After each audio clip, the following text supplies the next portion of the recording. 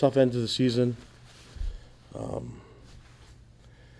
Honestly, wasn't even thinking about this as a result, and so tough way to say goodbye to the seniors on the team, and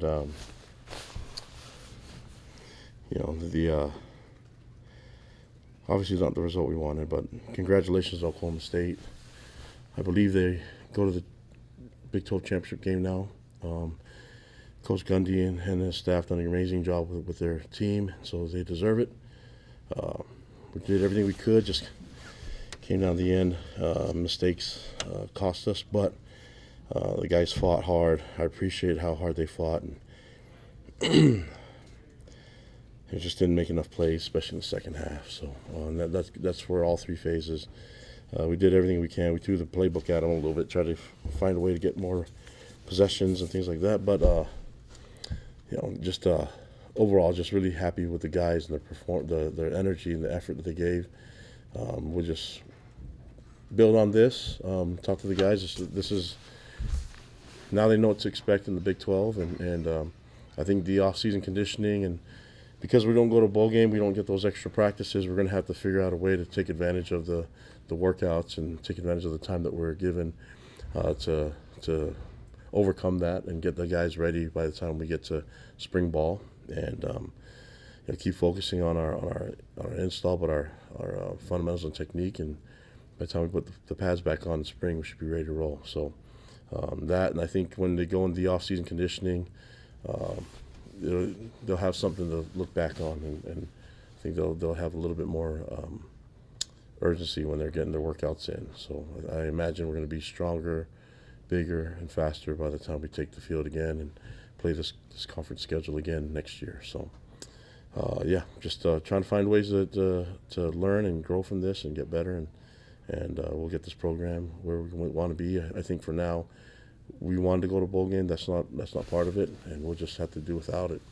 Been through this before in my college career where we've had to overcome not being in a bowl game. So we'll get better. We'll improve.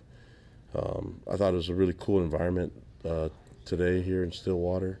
It's been, I don't want to have the outcome just not allow me to, appreciate the fans here for Oklahoma State, and I thought they brought a lot of energy. It was a lot of fun.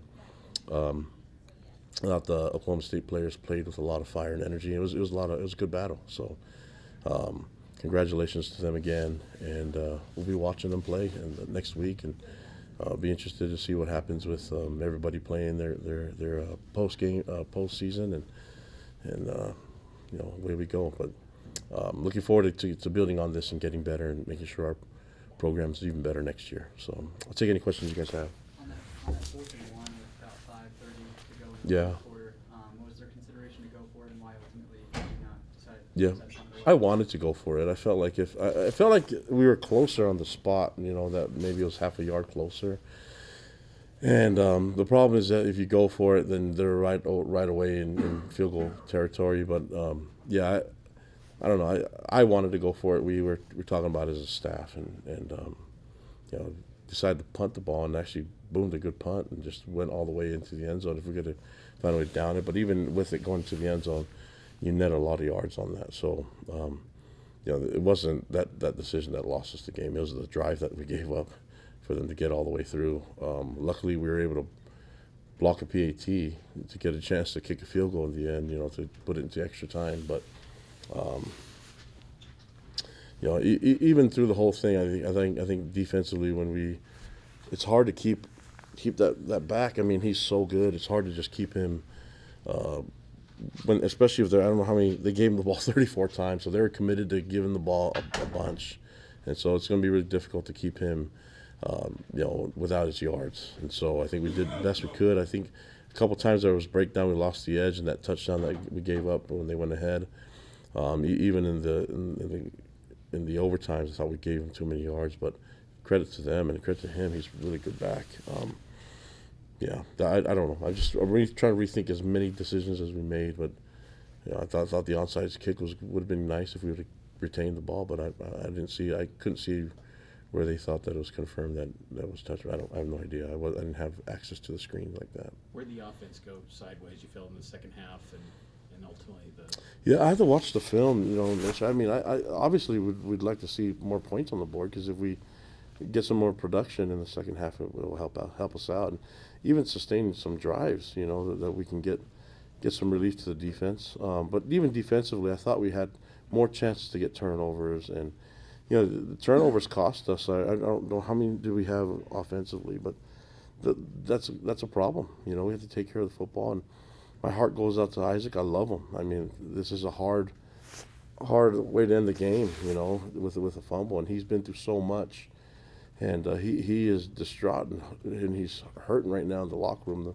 I'm proud of our guys rallying around him, and this has never been a team to point fingers one side of the ball to the other or anything like that, or even individually. So it just makes sense that we just keep loving each other and just keep working. But I think it could have found a way to win the game in different areas, and it just doesn't come down to one guy making the mistake. I wish it wouldn't have had to come down to Isaac, on the ball and having fumbling the ball. But I think we had a chance when it was 4th down and 2.5 or so, and to get a stop, and they got first down by a yard. So there's so many different things that happen in this game, and they made enough of the plays to earn their right to win the win a spot in the championship game, and been really impressed with what Coach Gundy's done with his team. So we need to learn and get better. Kalani, was there ever a thought of going to Keaton in the second half when Jake was struggling? Yeah, I think that was the thought process, but Keaton hasn't been 100% yet, and you're putting someone at risk to. He gets banged up, and then we. But I mean, I think he has a next level. He has a career at the next level. He throws well, and when he's healthy, he's really good. So it would be hard for us to make that move, and put that much pressure. I don't think we felt like that was the right move at that time, but we consider all that. But I know Keaton was ready to go and wanted to be in there. Running through your mind as far as the next move, what do you need to change now that you know what the first year of the Big 12 is? Yeah. What's going through your mind that you want to change? Well, and that's part of the move. The next move is that change is inevitable. There's a bunch of things that we need to change, and when I'm talking about change is like it depends what degree of change, right? So there's a lot of different things that we need to do, and guys need to get bigger, stronger. We've seen it already. We've been through it. It's hard to tell the guys to get bigger and stronger when they haven't been through the fight. Now they've been through it. It's going to be a lot easier for we tell our guys to get more meat on their bones when they have to tackle these big backs. I mean, it seems like every back in this conference is one of the best in the country, and this was the best. This is the best, So, and they kept feeding him the ball, and we kept loading the box up, and they're doing the RPO throws and making us pay for it. But that's the game. I think if we could have taken care of him in the run game, but he broke some tackles. He's so physical. He's such a great back, man, and he combined that with when you say great back, it's hard to not give credit to their own line too, and the tight ends that block. So it was a really good scheme that Coach Gundy and the offense has done, and they've done a great job defensively.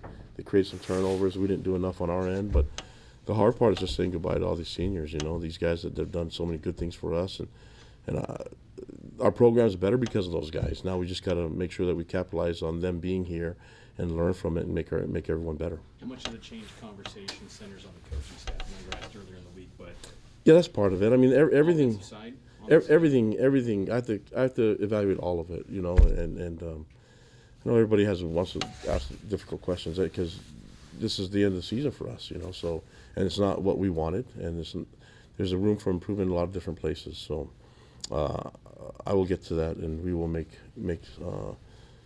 some things happen in our program that we have to, whether it's that or others. There's a lot of things we can do differently, including scheme. We can take advantage of our players and put them in a better position to have success, and we can actually win games and hang on to leads and things like that.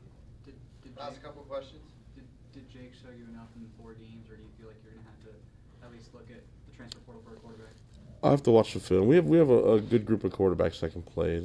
Some of them are really young. I think a lot of faith in Cade Finnegan as well, and Nick Billups, and Ryder Burton's a up and coming young player, and he's done some really good things when he's been running scout teams. So we'll evaluate it. We'll look at all of those things. I think it's the key in the transfer portal and in recruiting is to make sure that they're a good fit for our culture and our program. If they do that, then I think it'll be fine. And if they want to be at BYU, then we'll play a lot better with them being here. I mean, look at Oklahoma State. They had some attrition happen last year, and I think there's little bit of panic when people left here. But all Coach Gundy did is rally around the guys that wanted to be here, and now they're in the championship game. So there's a lot of that happening in college football. We'll look at the points, the places to improve on, and find a way to get it done. Kalani closed the season on a 5-game skid. Do you feel like you can point your finger as to really what kind of changed the fortunes of this team down the stretch?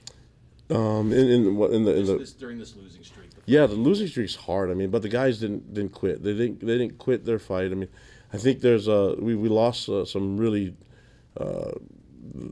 West Virginia and the Iowa State. Those are big losses and on the scoreboard. But the guys don't quit, and they respond the way they did, especially the last 2 weeks with Oklahoma and Oklahoma State. Obviously, we would like to win those games, but I can build off of guys that want to be here and want to work hard and want to fight. And so as long as we have that, we're going to be just fine. We've got to be innovative and create some ways to get these guys the football IQ and our install and everything that we have going on in all three phases. We're going to be ready. Obviously, we're going to be bringing in some new guys and some guys we have to say goodbye to. But really appreciate the opportunity that we had to represent our fans and BYU and Cougar Nation with the football team. They'll keep fighting, we'll keep working, and we'll get better. All right, thank you. Thanks, guys.